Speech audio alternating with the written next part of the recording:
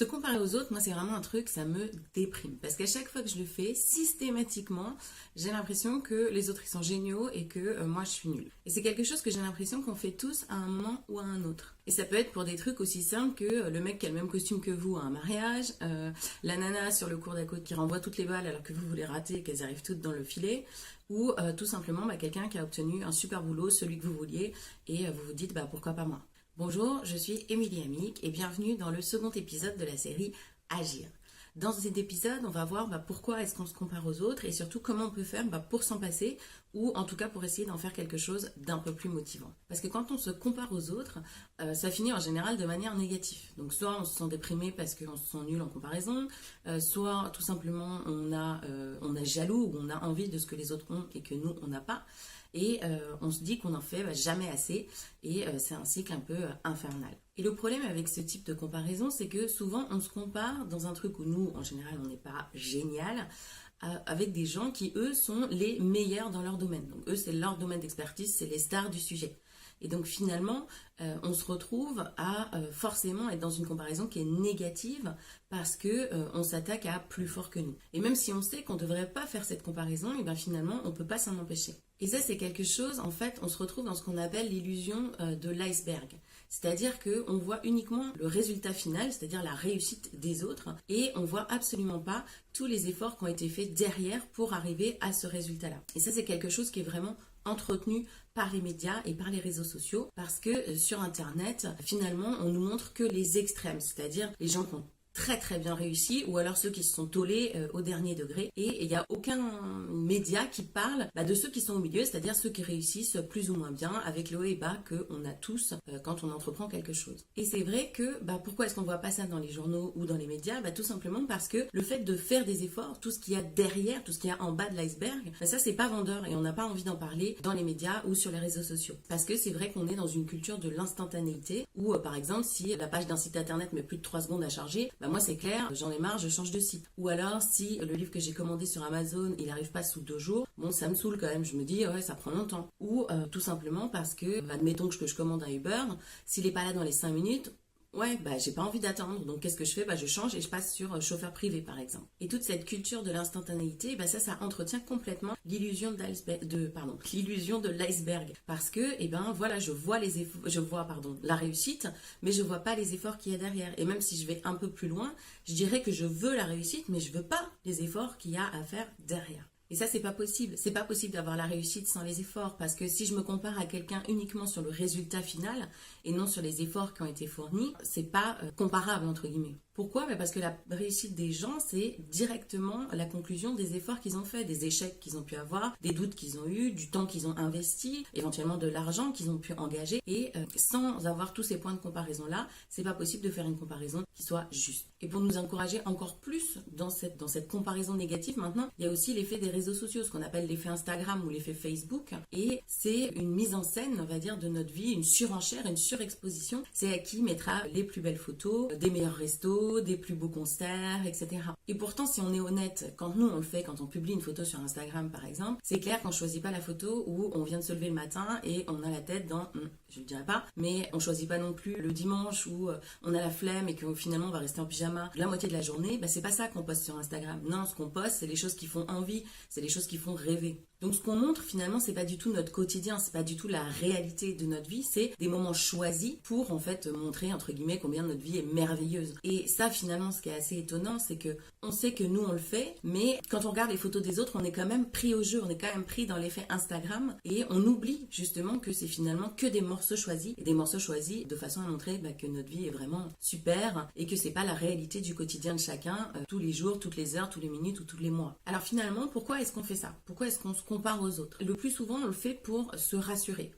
sur soi, sur ses compétences, sur son statut social, sur son estime de soi, etc. Et cette comparaison, en fait, elle est profondément liée au poids qu'on accorde au regard des autres. Et ça, c'est quelque chose qui est vraiment profondément enraciné dans l'espèce humaine. C'est un besoin d'appartenance, un besoin d'acceptation dans la communauté. Et ça, c'est directement lié à tout notre héritage, principalement lié à la préhistoire. Pourquoi? Parce que à la préhistoire, globalement, faire partie de la tribu, faire partie partie de la communauté, c'était synonyme d'entraide, c'était synonyme de survie. Parce que si on faisait pas partie d'une communauté ou d'une tribu, et ben le plus souvent on se retrouvait confronté à la mort de manière assez rapide. Donc c'était vraiment ne pas faire partie d'un groupe, c'était quelque chose qui était synonyme de mort. Et si on remonte pas aussi loin, tout simplement l'éducation, l'école, c'est des choses qui nous ont bien préparés entre guillemets à nous comparer aux autres. Par exemple, il y a un effet en psychologie qui s'appelle l'effet de la mare au poisson et qui est quelque chose qui indique que toute comparaison finalement est relative. Parce que si je prends par exemple le travail, admettons que moi je gagne un salaire de 1500 euros. Si je sais que la plupart de mes collègues ou la moyenne de mes collègues gagnent 2000 euros, est-ce que je vais être satisfaite de mon salaire? Non. Pourquoi? Parce qu'en comparaison, les autres gagnent plus. Mais si on fait l'inverse, c'est-à-dire si par exemple moi je gagne 2000 euros et que le reste de mes collègues gagnent 1500 euros, et bien là tout d'un coup je suis hyper content parce que je me dis waouh, je gagne plus. Donc c'est vraiment dans une notion de comparaison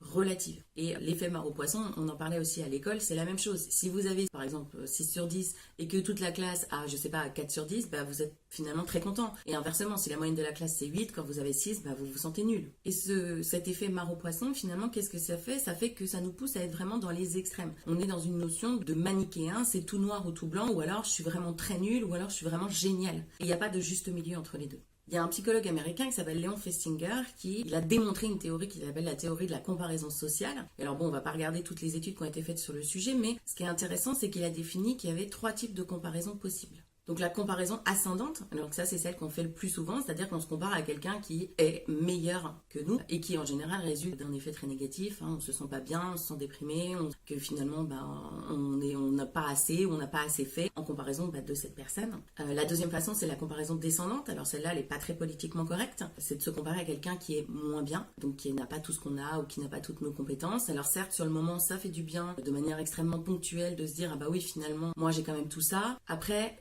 mine de rien, on a quand même un petit côté culpabilisant de se dire ouais, c'est pas très très joli de faire ça. Et après, la troisième façon, c'est la comparaison latérale, qui est donc une comparaison qu'on fait avec des gens qui nous sont semblables. Et ça, c'est la comparaison dont on peut tirer plus d'informations, en tout cas le moins d'effets négatifs, puisqu'on se compare à des gens qui sont semblables à nous, c'est-à-dire comparer ce qui est comparable. Bon, assez pour la théorie, parce que là, franchement, on va finir par déprimer. Donc sachez qu'en fait, il existe quand même des solutions pour arrêter de se comparer, ou en tout cas pour mieux se comparer. Donc la première solution, bah oui, c'est d'arrêter de se comparer. Le problème, c'est que c'est plus facile à dire qu'à faire, et ça je le reconnais, je suis la première à dire que c'est très difficile d'arrêter de se comparer aux autres. Et voilà, je suis honnête, pour ma part, c'est vrai que je continue à le faire. Mais j'ai appris à mieux gérer ça et à le faire de manière plus constructive. Donc en fait, quand on veut arrêter de se comparer aux autres ou se comparer de manière plus intelligente, plus constructive, il y a 2 temps. Il y a un premier temps qui est un temps de réflexion, de prise de conscience, et il y a un temps d'action. Donc le temps de prise de conscience, c'est quand vous vous surprenez à vous comparer à quelqu'un, essayez de déterminer déjà à qui vous vous comparez.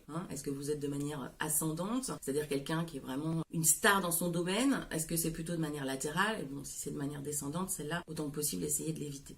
Donc, à qui vous vous comparez? Pour quelle raison? Pour quel type de compétences? À quel moment est-ce que vous le faites? Quel est le contexte à ce moment-là? Et ça, c'est quand même assez intéressant parce que ça peut vous donner une idée de, là, entre guillemets, où pêche un peu votre estime de vous et pour laquelle vous vous sentez obligé de faire des comparaisons avec d'autres personnes. Donc ça, c'est la partie réflexion. Sur la partie action, il y a 4 choses que vous pouvez faire. Donc la première option possible, c'est si ça vous arrive sur les réseaux sociaux. Facebook, Instagram et compagnie. On l'a vu un peu plus tôt dans l'épisode. Dans ce genre de cas, essayez de prendre du recul. C'est-à-dire, essayez de vous dire, ok, quand moi je le fais, je montre la meilleure partie de ma vie. Donc là, quand je regarde ce qui se passe chez les autres, qu'est-ce qu'ils font? Ils sont eux aussi en train de me montrer la meilleure partie de leur vie. Donc relativisez, prenez du recul et dites-vous bien que ce n'est vraiment qu'un morceau choisi, qu'un extrait de leur vie qui n'est absolument pas représentatif de la réalité de leur quotidien.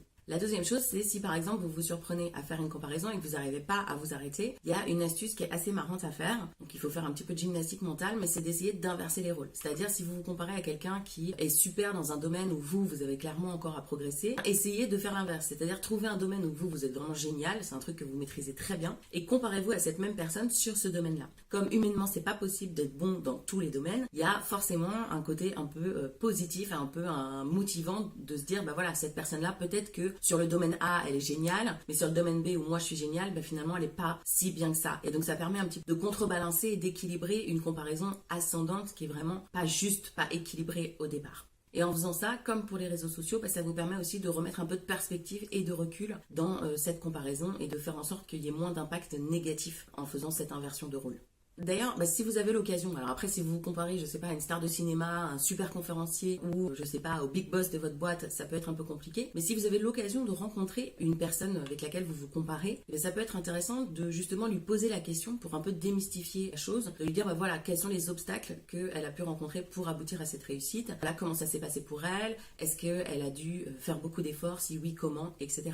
Ça vous donne des pistes pour votre propre plan d'action si vous voulez suivre cet objectif-là. Et 2, ça vous permet de dédramatiser la chose en vous disant, oui, elle aussi, elle a douté, elle s'est tollée, elle a dû retrousser ses manches et c'est pas venu comme ça d'un claquement de doigts. Pareil, troisième option, si vous utilisez aussi la notion de la théorie de comparaison sociale de Festinger, plutôt que d'être dans une comparaison ascendante, c'est-à-dire toujours avec quelqu'un qui est meilleur que vous, essayez de passer plutôt vers la comparaison latérale, c'est-à-dire quelqu'un qui vous ressemble, quelqu'un avec qui c'est comparable. Et là, vous allez pouvoir faire une vraie comparaison qui sera plus juste et surtout dans laquelle vous pourrez vous dire, ok, voilà les forces que j'ai déjà sur ce sujet-là, mais voilà aussi les points d'amélioration que je pourrais mettre en œuvre pour essayer d'atteindre le niveau de cette personne qui est en comparaison latérale avec moi. Et enfin, quatrième point, alors ça c'est un peu la quatrième option, c'est un peu la moins facile à faire, c'est de se dire que la meilleure personne à qui vous comparez et celle avec laquelle vous êtes la plus semblable, c'est votre vous d'hier, ou de l'année dernière, ou d'il y a 10 ans, etc. Et ça, c'est une vraie source de satisfaction et de motivation. Pourquoi déjà? Parce qu'on a toujours beaucoup de mal à estimer à quel point on va changer dans les années futures. Et souvent, quand on se retourne et qu'on regarde les 10 dernières années, on se dit « Ah ouais, quand même, il s'est passé beaucoup de choses et j'ai énormément évolué. »